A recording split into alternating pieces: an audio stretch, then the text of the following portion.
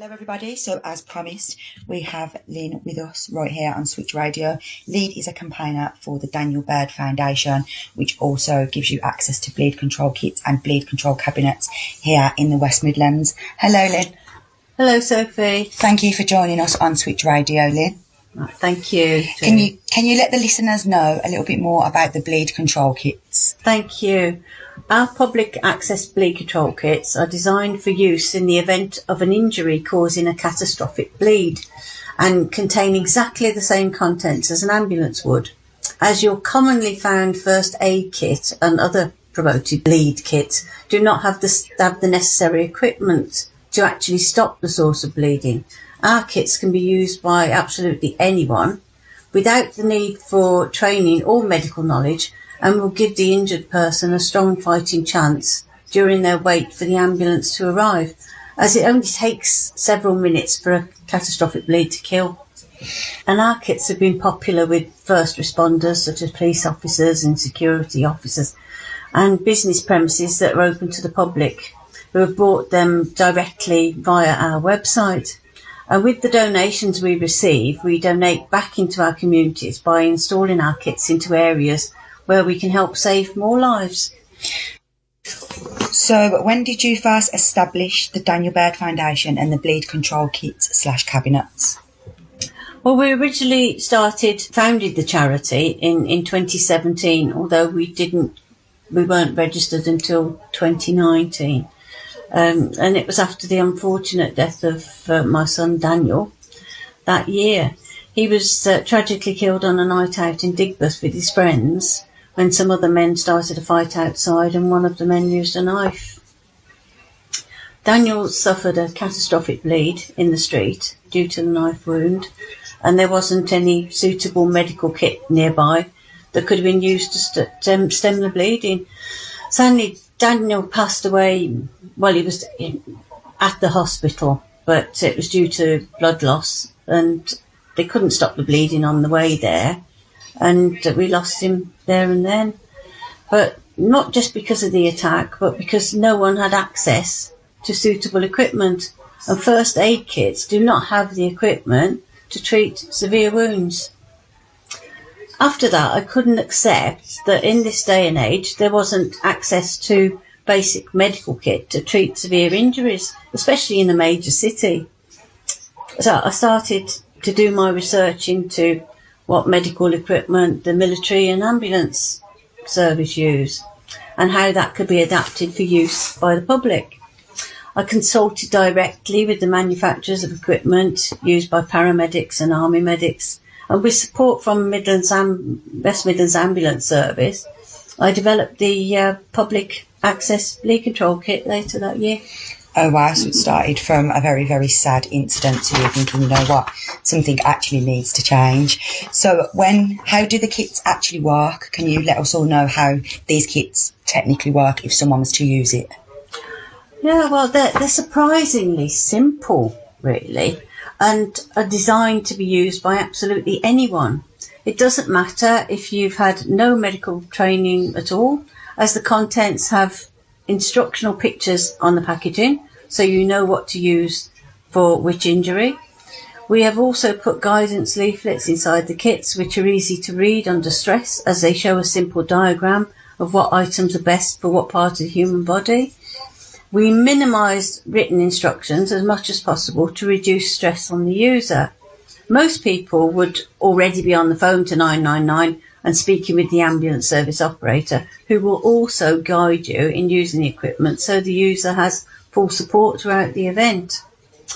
We have our public access bleed control kits registered with West Midlands Ambulance Service as a local resource, so when someone speaks with the operator, they will be guided to the nearest kit, which may be inside an open premises or one of our cabinets. And again, the operator will stay on the phone and guide you through getting a nearby kit and how to use it on the injured person.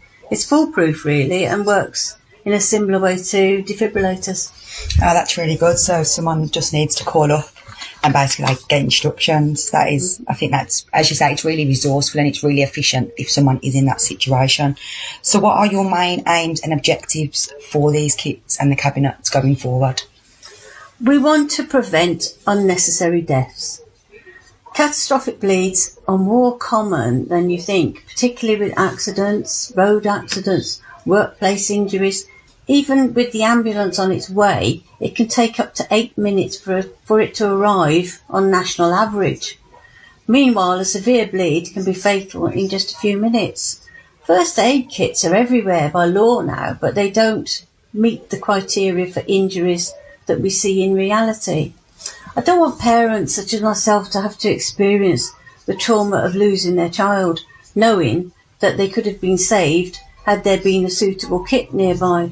We want to see our public access bleed control kits as common as defibrillators, which we see everywhere, and everyone knows how simple they are to use. How many kits have you launched so far?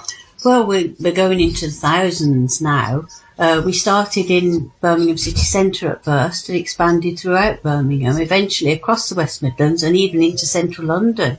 We have around, possibly well over 500, probably 600 in the West Midlands alone. And that's our public access bleed control kits. They're out there now and in premises and cabinets. Oh wow! So where are some of the premises where we can find some of these bleed control kits currently? They're in the nighttime economy, pubs, bars, clubs in town. They're also into shops and schools. They're in most places. There's a huge location system. That's amazing. Yeah, it's amazing that there's so many of them currently out there. So in 2020, you also launched the bleed control cabinets. How do people access these? Right, yes. During the lockdown restrictions, we discovered that many of our public access bleed control kits were unavailable for the public to get to due to business closures. So we had to develop a new concept to keep our kits accessible. So we decided to reveal our emergency bleed control cabinet product, which can be accessed 24/7 from the street, avoiding any obstructions. How it works is that when you ring the ambulance service on 999, the operator will direct you to the nearest kit anyway. But if you are near a cabinet, with or without knowing, they will direct you and give you a code to open it to get the kit inside, which is more or less exactly the same as accessing a defibrillator. You have to call the ambulance so that you are getting the kit. The ambulance is always on its way. This saves valuable time, and again, the operator will guide you over the phone. That's really good. That is. So you just phone 999. They'll tell you where it is, how you work them, and how you access them. That's right. Yeah. And it's coded as well, isn't it? Yes, there's a code, and it's the same code as defibrillators in the West Midlands. Oh, wow. So knife crime is obviously rapidly increasing within society. What do you think some of the leading factors of this are? Right, well, violent crime is very complex as the roots are very deep into personal problems we all experience at some point, from parenting, education, family life, friends, media influence, and culture. Early intervention is extremely important to stop our children from growing into a life of negative influence and crime. Parents and teachers play the most important part in this, and sometimes we forget that. Some parents are struggling to manage and rely on schools for support. And on the flip side, some schools struggle for parent cooperation or to support their students in the way they really want to. There is no single answer for why we have more violent crime in our society, but we all need to accept we are all responsible and need to work together to stop our children from feeling that this is the only path for them. I think that's a very good answer. I think, it's down to school, down to parents, down to friends, it's down to everybody. So you have recently won the Pride of Britain Award. Massive well done and massively well deserved, Lynn. How do you feel about it, and what did it mean to you to win such a big award? Well, it's always nice to be recognised, but to me, I'm not too bothered about awards at all. The best award for me is to save lives. Yeah. And you won a Diamond Award as well, didn't you? Yes, I won the Police and Crime Commissioner's Diamond Award, which is absolutely fantastic. I think it's amazing, as you say, your main award and reward is to save somebody's lives, and the fact that you've been recognised for that. Well, thank you, Lynn, for that interview. Where can people find out more information regarding the bleed control kits? We've got a website, which is www.controlthebleed.org.uk, and that will give you more information about our work and what we do.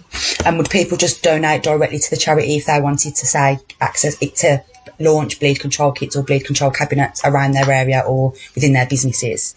Yes, there's a donate, a PayPal donate button on the website, and we're always happy to have donations because we just use them straight away. Yeah, and it's for the greater good, isn't it? Them donations go straight into cabinets and kits, which essentially save people's lives. Yeah, absolutely. You know, everything we get goes straight back out, which is what we've done recently with our recent launches. Yeah, wonderful. Thank you very much for coming on, Lynn. You can find Lynn's interview on our Mixed